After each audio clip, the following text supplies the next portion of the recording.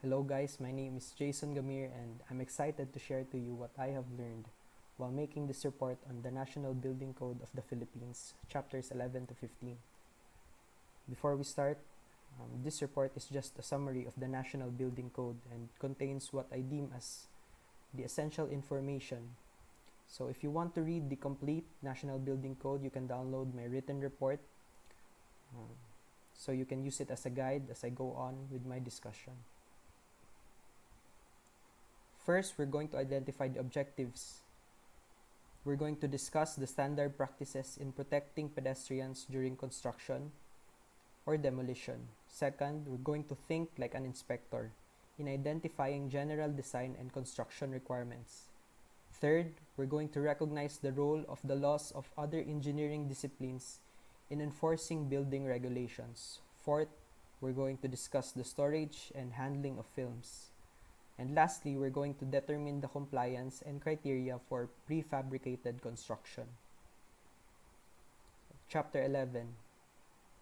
So we're going to practice the first fundamental canon of civil engineering, which is to hold paramount the safety of the public. So during construction, we need to protect the pedestrians that will pass by the construction site.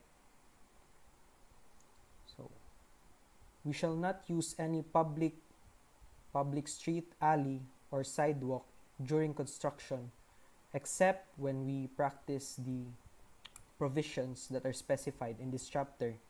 So, no person shall perform any work on any building or structure that is adjacent to a public way in general use for pedestrian travel. And third, any material or structure temporarily occupying public property shall be adequately lighted between sunset and sunrise. So, as you can see in this picture, there is lighting in the middle of the walkway that is provided for the pedestrians. We never know when accidents will happen, so materials and equipment necessary for work shall not obstruct free and convenient approach to the use of any fire hydrant, fire or police alarm box, utility box, catch basin or manhole, or any path that will be used by any emergency response that will come to the site in the unlikely event of an accident. So, mixing of mortar on public property or concrete or similar materials on public streets shall not be allowed. So, no matter how mesmerizing this mixing of mortar is, this is not a practice that should be done publicly. It should be done only within the confines of the construction site.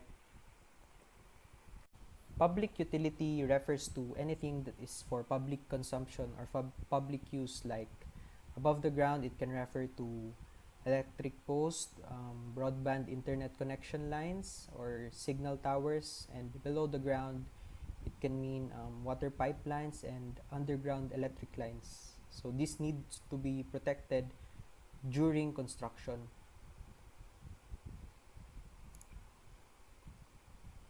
Walkways. So walkways should be provided when the building official authorizes a sidewalk to be fenced or closed. So a temporary walkway of not less than 1.2 meters wide shall be provided, and it should support a uniform live load of 650 kilograms per square meter.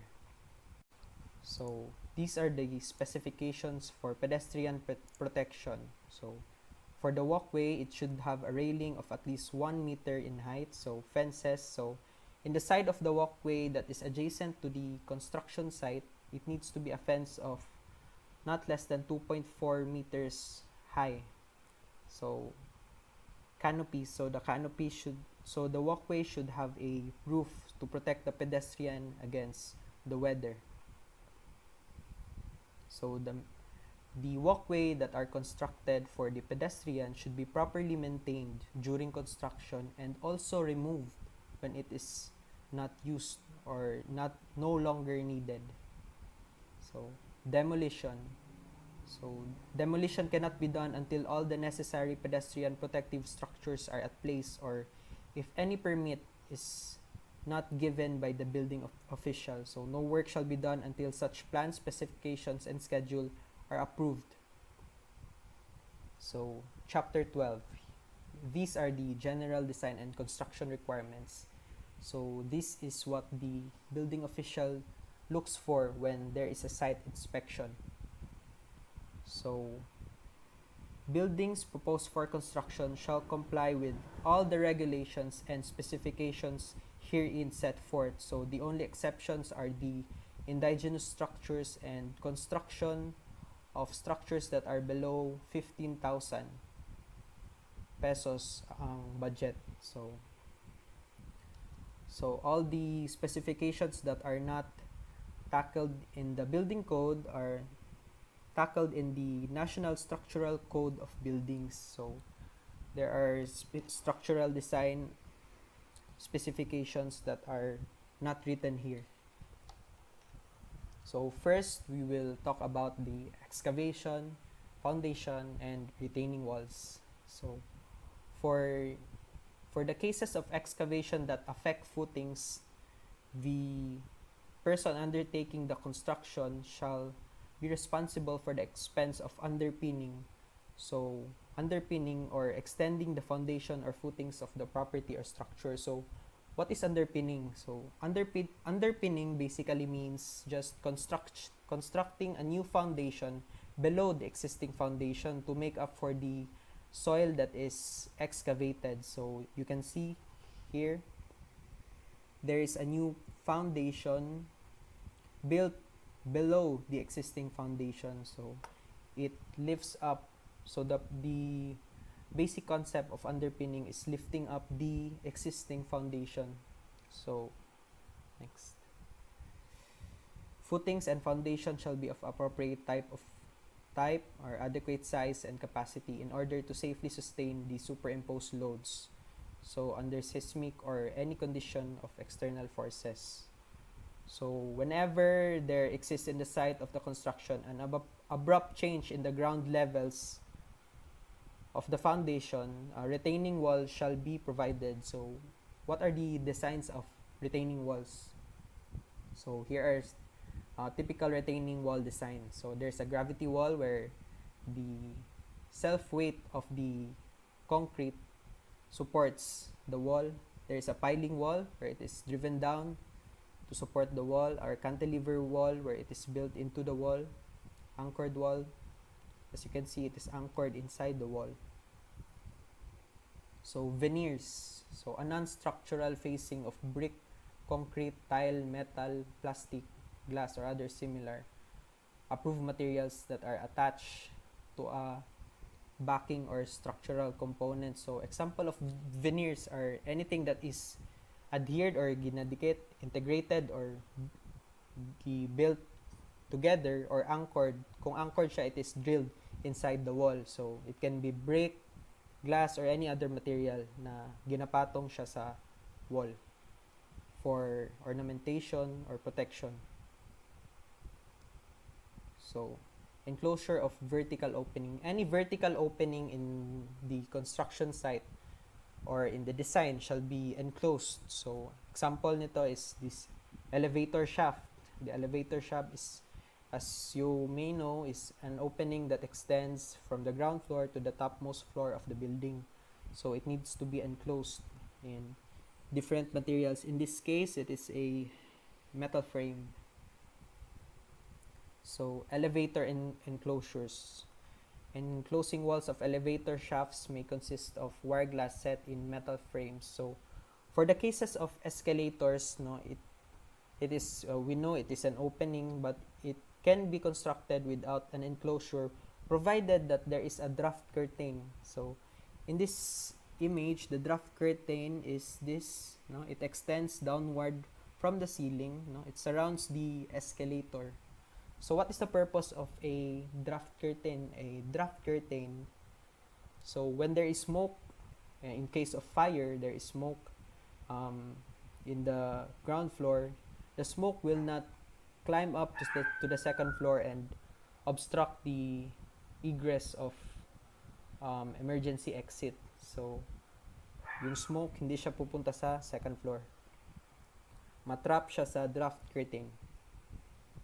So other vertical openings, itong rubbish chutes shall not be located in required exit corridors or stairways. So or air ducts also. So basically this means that any opening shall be enclosed so as to avoid accidents. So people may fall inside openings. Itong ducts are used in condominiums where the homeowners need not go down to throw their garbage. They just throw it down the garbage chute. Floor construction. So all floors shall be so framed and secured into the framework and supporting walls as to form an integral part of the whole building. So when the building moves, the floor shall move with the building. So this means it should be properly framed and secured into the beams and girders. So roof construction and covering. Roof covering for all buildings shall either be fire retardant or ordinary. And the roof trusses, as you can see in the picture, needs to be an integral part of the whole building, meaning it should be tied into the framework and supported by the walls. So attics. The opening shall be located in a corridor or hallway. An opening shall not be less than 600 millimeters square or 600 millimeters in diameter. So the attic is the space above the ceiling, below the roof. So, this is for an example in the picture. Roof drainage systems. So for the roof, there are drainage systems at the low points and overflow drains. So concealed piping shall follow the plumbing code. So any piping that is concealed inside the roof shall conform with the plumbing code. And the drains shall not flow over public property. So flashing and counter flashing shall be provided at the juncture of the roof and vertical surfaces. So in this image, shown is a flashing. Itong flashing is in the corner of the roof so that it prevents water from going inside the roof. So this is the kind of flashing na nasa parang kilikili ng roof. Ito naman is another kind of flashing that is in the corner of the roof in the front. It prevents the water from going inside, from going under the roof. So section 1207, stairs, exits, and occupant loads. Occupant load permitted in any building or portion thereof shall be determined by dividing the floor area assigned to that use by the unit area. So as you can see in the image, this is an example of evacuation plans. So evacuation plans can only be made when there is a proper identification of the occupant load. So exit requirements shall be determined by the occupant load, which gives the largest number of persons. So exit requirements in times of fire or earthquake.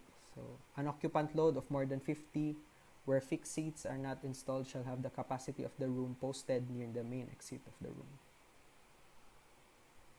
So exits. So every story or portion thereof having an occupant of 500 to 999 shall have at least 3 exits. So if we consider our building, BE building in UM, we can count the exits for one floor. There is one, which is the main stairway, 2 stairways, 1 exits in the cafeteria, the other to the open field, and then a fire exit, and there are 2 fire exits in every floor. So there are 5 exits in the BE building. So how do we calculate the width of the exit? So 50% of the occupant load in the first adjacent story above and 25% of the occupant load in the story immediately beyond the first adjacent story. So 50% ng the floor above and 25% of the floor above that. So yun yung the total width of exits in meters shall not be less than the total occupant load served divided by 165. So that's the formula for the total width. Next, doors. Every required exit door shall give immediate access to an approved means of egress from the building. Egress means the process of going out. So egress is provided.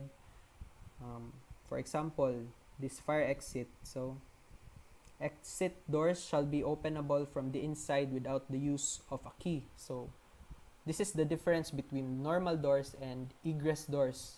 It should need to be possible to be opened inside without the use of a key. So revolving, sliding, and overhead doors shall not be used as required exits. Corridors and exterior exits. So corridors or exit balcony that leads towards an exit shall not be less than 1.10 meters in width. So it can have a dead end, but it should not exceed 6 meters in length. So the total area of all openings other than doors in any portion of an interior corridor wall shall not exceed 25% of the area of the corridor wall of the room. Stairways. The width of stairways serving an occupant load of more than 50 shall not be less than 1.10 meters. 50 or less may be 900 millimeters wide. So less than 10 may be 750 mm. So stairways need to have handrails on both sides. But there is an exception for stairways that have less than 10 occupancy. The rise of every step in a stairway shall not exceed 200 millimeters and the run shall not be less than 250 mm.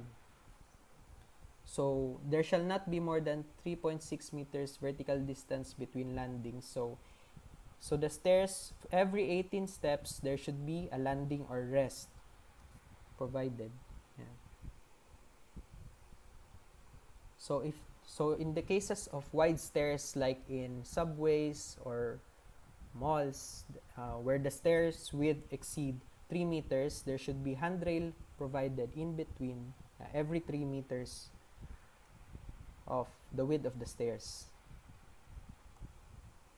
So stairways 1.10 meters or less in width and stairways serving one individual dwelling unit may have one handrail. So this is an example of stairs with one handrail. So as you can see, the other side is a wall.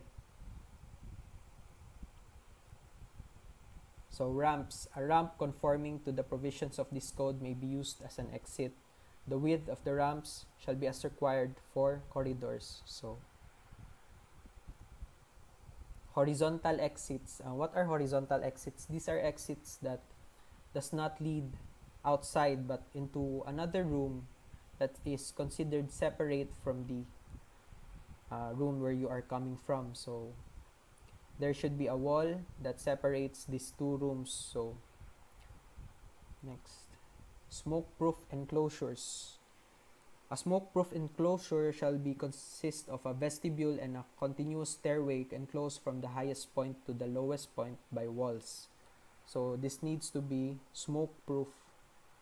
So in the event of fire, the smoke will be separated from inside the building. It will not go inside the smokeproof enclosure or the stairs, so that the people who will evacuate will not be suffocated by the smoke. So every exit court shall discharge into a public way or an exit passageway. Passageways shall be without openings other than required exits. So dapat yung mga enclosures na smokeproof, walang mga windows. So exit signs. So yung exit signs should be properly illuminated. So in the event of fire, sometimes electricity is cut off. So there is a blackout. So these exits shall be illuminated at any time the building is occupied with light having an intensity of not less than 10.7 lux at floor level. So aisles. Aisles shall terminate in a cross aisle, foyer, or exit. Vomitories connecting the foyer or main exit with the cross aisles shall have a total width not less than the sum of the required width of the widest aisles. So these aisles are the spaces in between the chairs. So ang vomitories, ito yung parang dugout tunnel beneath the chairs. For example, in the bleachers, 'Di ba sa rows ng chairs there is like a tunnel that goes below the chairs. So this is what you call as vomitories. So with standard seating, the spacing of rows of seats from back to back shall not be less than 840 millimeters. With continental seating, what continental seating looks like is shown in the picture. This is a continental seating. As you can see, it's like a continent is very wide and there are no aisles in between. So for rows of 18 seats or less, there is 450 mm, 500 mm for rows of 35 seats or less, 525 mm for rows of 45 seats or less, and 550 mm for rows of 460 seats. So this measurement is from the front side of the chair and the back side of the chair in front of it. So this is the spaces where the pedestrian or the people who will use it will walk through.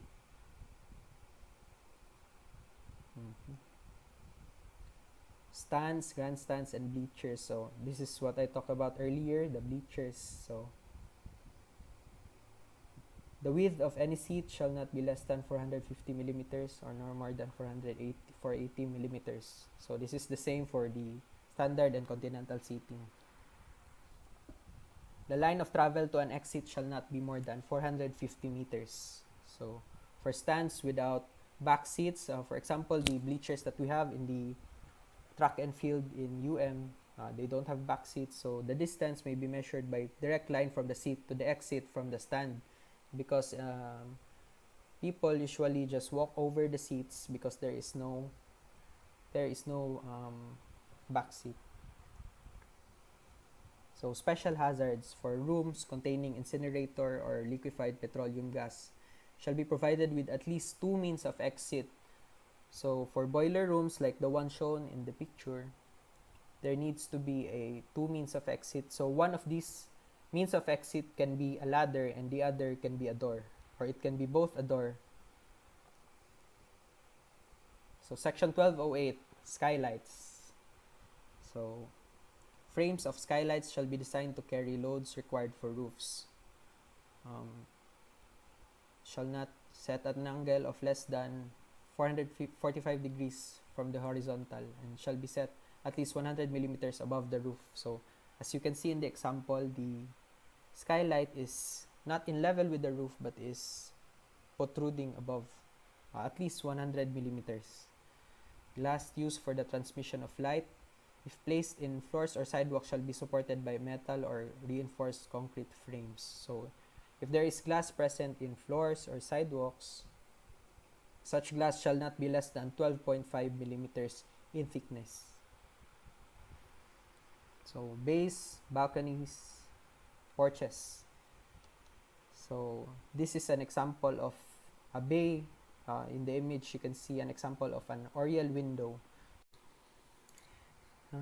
No penthouse or other projection above the roof shall exceed 8.4 meters above the roof when used as an enclosure for tanks or for elevators.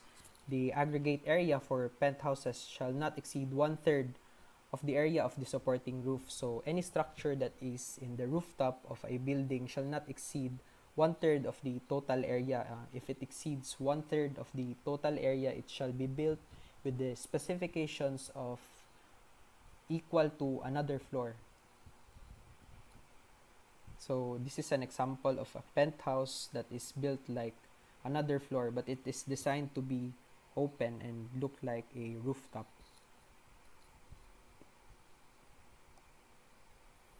Skeleton towers used as radio mast or neon signs or advertisement frames and placed on the roof of any building shall be constructed entirely of incombustible materials. So yung mga billboards na gina-place above the roof shall be supported by incombustible materials. Chimneys. So chimneys, no chimney shall support any structural load or other than its own weight. So it should be designed as a freestanding structure. So every masonry chimney shall have walls of masonry units, bricks, or stones. Fire extinguishing systems. So Fire extinguishing system is required in all dressing, rehearsal rooms, workshops with an occupant load of more than 10, or assembly halls with occupant load of more than 500. So in every story, basement, or cellar with an area of 200 square meters or more which has an occupant load of more than 20. So wet standpipes and dry standpipes. So every building should have standpipes, whether wet or dry. So what is the difference between wet and dry standpipes? Dry standpipes don't contain water and can only be used by firemen. So they need to use a fire engine to pump water into the standpipes. So wet standpipes are those which have water. When you open it, it will immediately pour out water. So if you have tried that in the building, when you open the standpipes and water does not flow out, it doesn't mean that it is sira or not functioning. So it means that it is a dry standpipe. Basement pipe inlets. Basement pipe inlets shall be installed in the first floor of every store, warehouse, or factory where there are cellars or basements. So all fire extinguishing systems shall meet the approval of the fire department. So in the Philippines, this is the Bureau of Fire Protection. So section 1213, stages and platform.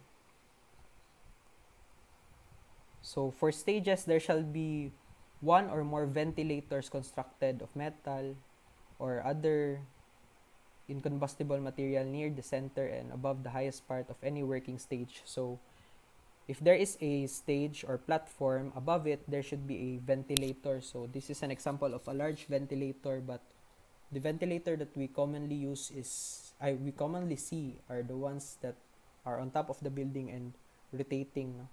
It is usually made of metals. So, ang tawag doon ay ventilators. So, for stages, there are grid irons, fly galleries, and pin rails. So, this is an example of a fly gallery. So, this is what the actors used on the stage to make the illusion of floating. So, the strings pull them up, no? As you can see in the movies or in theater plays.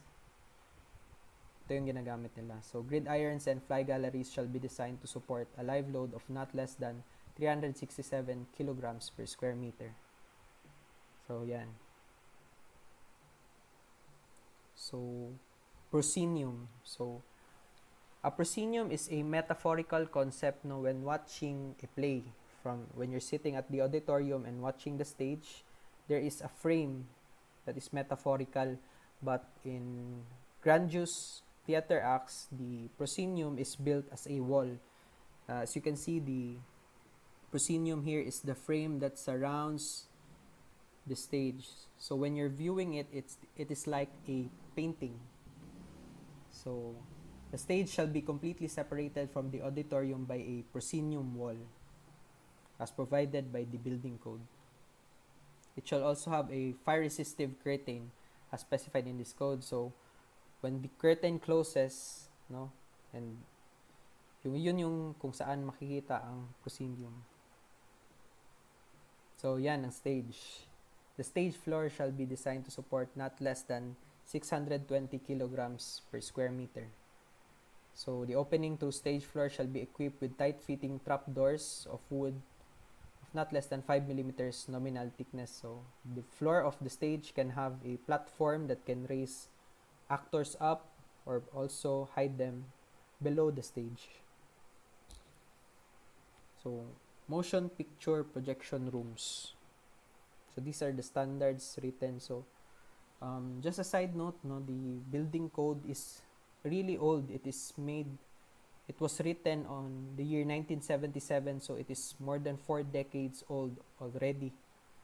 An example is here, a motion picture projection room. So I don't know if this still exists, maybe in old theaters, but even in the IMAX we use digital projection. So this is a sign that the building code needs to be updated to keep up with the modernization of society.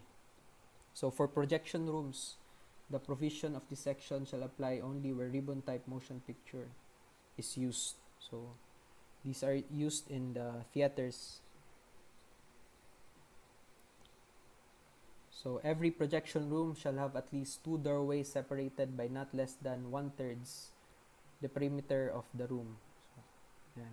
All entrances to a projection room shall be protected by a self-closing fire assembly. So ports and openings. Ports in projection rooms shall be 3 kinds: projection ports, observation ports, and a combination port. So there is also adequate ventilation in the room, and the regulation of equipment. All shelves, fixtures, and fixed equipment in a projection room shall be constructed of incombustible material. So all films not in actual use shall be stored in metal cabinets. So this is an example of a film roll that is not used, is stored. So plaster and gypsum wall board shall conform to the fire resistive rating requirements.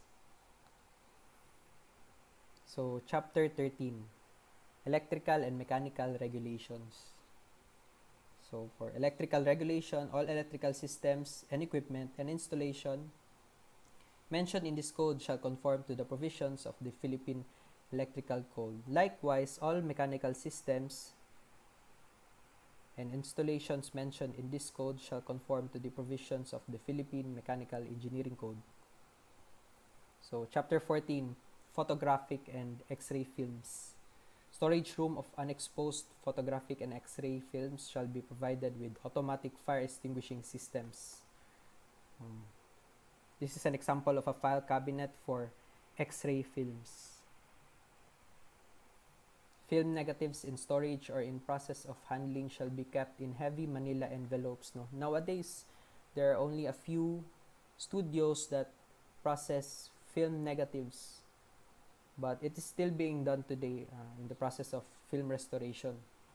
Film negatives shall be kept in properly insulated vented cabinets. Only incandescent electric light shall be permitted.